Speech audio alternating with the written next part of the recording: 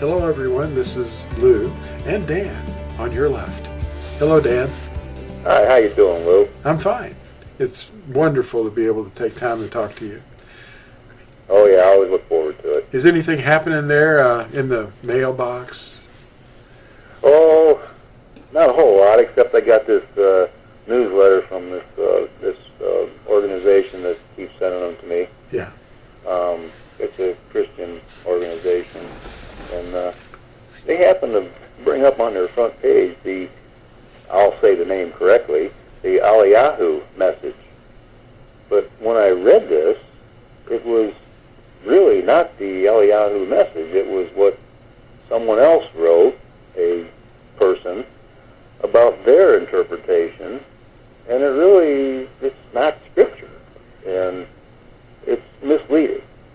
And, people read this stuff, and they're misled, and, when the judgment comes, the first place it goes to is the preachers and teachers. They're going to get the brunt of this first.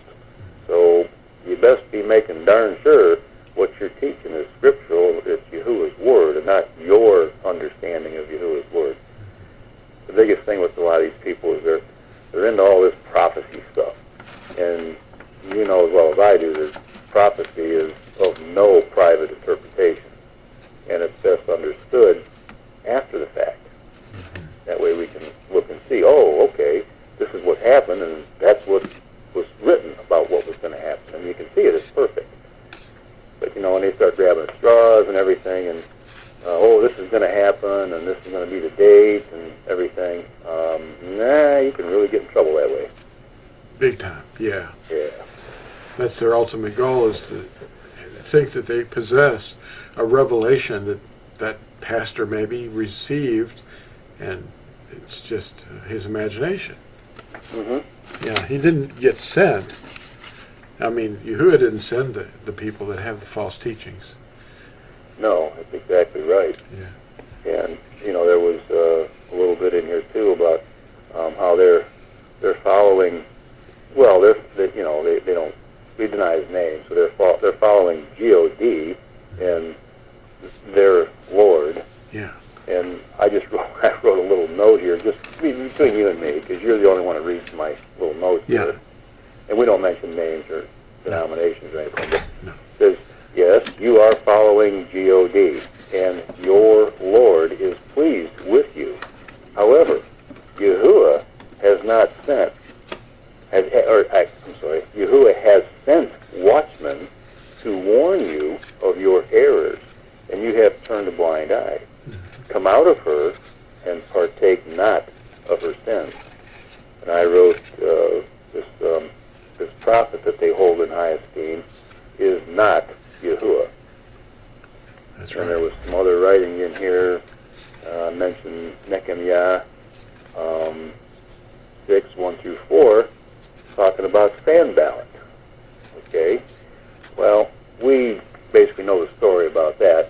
And I just wrote a little note here. In other words, when Natsarim come along and point out the misinformation you teach and show you truth, you are like the person Sanballat, and you call us names and say our message is of Hashatan, and we are of Antichrist.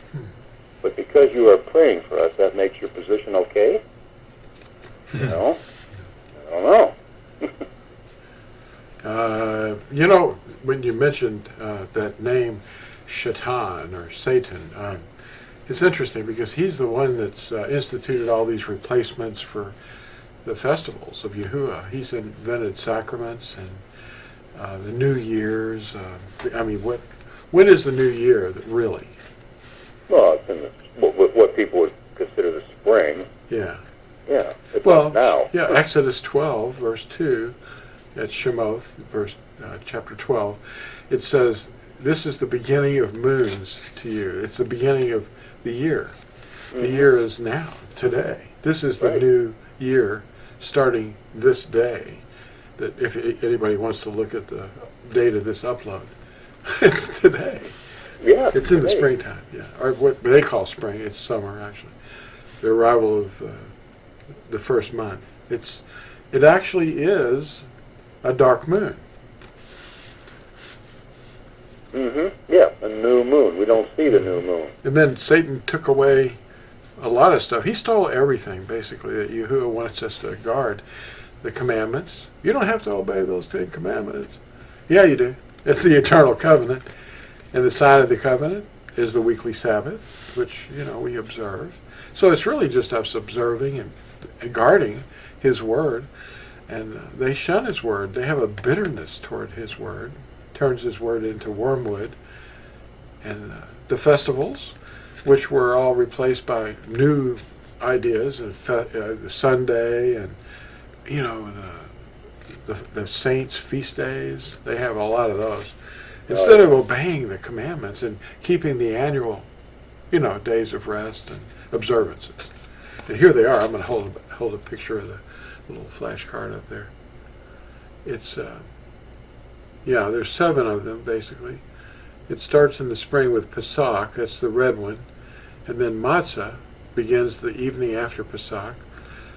And that's going to be in a couple of weeks, as of the upload of this. And then Bikurim, which is first fruits, that's his resurrection.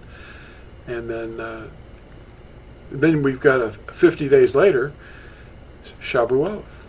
And then in the fall, we have Teruah, the day of the shout. And 10 days later, Kafar, the day of atonement. That's the day of the covering.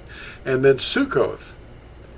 You think there'll be anybody observing any of these things when he comes back? Only the Natsarim. He won't be. They won't be observing sacraments. No. These were replaced by sacraments. Satan's sacraments are being observed all over the world. I think we'll name this video Satan's Sacraments. Yeah. Yeah. Well, Christians are taught right from the very get-go that shabuoth, they call it the Pentecost, or Greek for count 50. They teach that that's a birthday of the Christian church. Yeah, they do. And nothing could be further from the truth. It's an anniversary of the giving of Torah at Sinai. Yeah. That's what it really is. Yeah, that's what the first Natsarim were observing. Mm-hmm. So why don't they do it today? They think they are, though. See, the deception is so close, but it's not there. There is no association with what Christians do. And it's interesting because they actually say it. If you ask a Pentecostal denomination person, even a pastor, and that teaches Pentecostalism, what does the word Pentecost mean?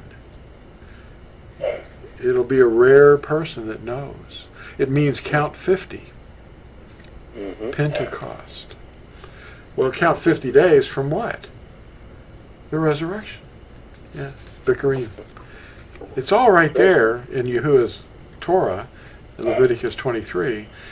And interestingly enough, the next thing that happens when they wake up is they're going to find, if they're counted worthy, they're going to find out that Sukkoth, that's mentioned in Zechariah 14, will be obligatory to the people that are resurrected, because they're going to have to observe it or they won't get any rain. That's right. Yeah. How many Christians teach that or know about that? Yeah, and that's in the future. That's after Yahushua comes back and heals this land and heals everything. And after he's burned it all up, he's going to bring it all back. Mm-hmm. Even the atmosphere. Oh, yeah. Yeah. Well, see, that's part of the scenarios that the Jehovah's Witnesses leave out. They have some truth that they're teaching people, but it's all the good things that are coming. Mm-hmm. But they leave out all the bad things that have to happen first before the good things come. And of course, they don't mention anything about feast days because they reject all that stuff, and they don't teach about the Sabbath. Well, they don't even teach the name or anything like that. But my wife had a conversation with a real nice lady, and they're friends. And she didn't know that, yes, she was a member of the witness group. And so they had a nice conversation, and she had given my wife some paperwork, but she couldn't take anything from us. They're not allowed by their Nicolaitan leaders. And so my wife says, well, yeah, sure, we'll take it, we'll read it. And so she gave it to me, and I read it over, and yeah, a lot of the things they said were scriptural. They quoted some scripture in there, but it was all the future events. After everything is all said and done, it's going to be wonderful and be reunited with loved ones, but they didn't say whether or not they'd make it. But all the things that have to happen before that time were totally left out. Yeah. So, there's a lot missing there, and my wife had the opportunity to talk to this lady again, and she asked, she said, well, what did you think of the paper that I gave you? And she said, well, my husband read it over. He says you're right about a lot of things, but there's a lot missing in there that really needs to be addressed. Mm-hmm. And that's where people are going to be led astray. Yeah. Well, we had 3 Jehovah Witnesses come up to our door within the last couple of years, and they asked me if I would talk to them about things, and I did, and I listened to everything they said, and I said, well, I have one question for you. Mm-hmm. Which day of the week is the Sabbath day? Mm-hmm. And they looked at each other, and they said, we don't know. Yeah. I said, well, why should I come and listen to you? Because Yahusha himself, who they didn't even know, said, pray that your flight not be in winter or on a shabuoth in the last days. And that's at Matthew 24, verse 20.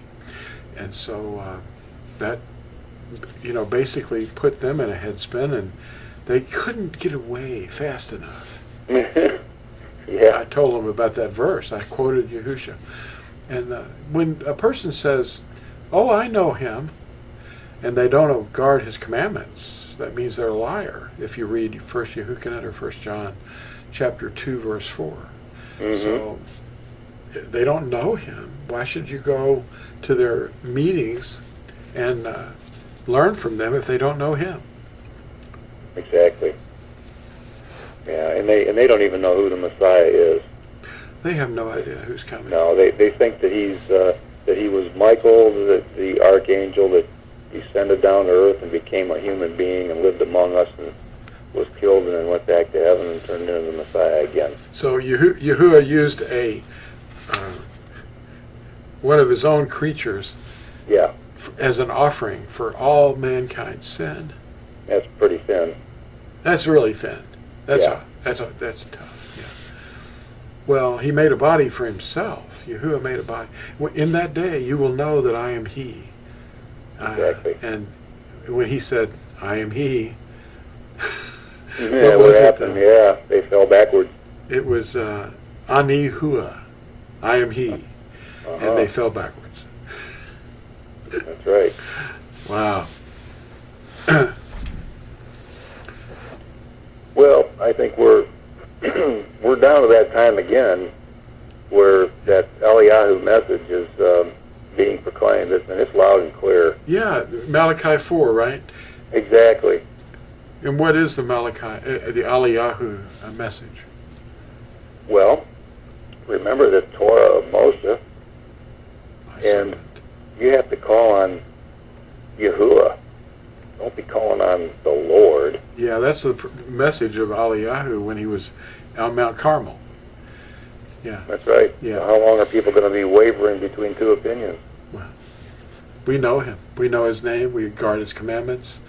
We hold to the testimony of Yahusha and no one else. We don't, because there is only one name given under Shamayim by which men must be delivered, and that name is the deliverer. His name means I am your deliverer. Yahusha. Yahuwah with a suffix sha is a compound word, and it was invented by Moses. He invented the word. What was it? Numbers 13. I believe. Yeah. Yeah. If you read it in an interlinear translation, you'll see he called Husha, the son of Nun, Yahusha. Mm-hmm. And it means I am your deliverer. And he did deliver the people into the land. He did do that. That's right, he did. The man that was a servant of Musha. Well, we got to wrap up this because we're already over 16 minutes. Yeah, we want to keep it short and Yeah. sweet. Yep. Well, Satan's Sacraments. I guess we'll name it that. So the sacraments are satanic, actually. They're witchcraft. That's a good name for him, I think. Yeah. Well, thanks, everybody, for watching today.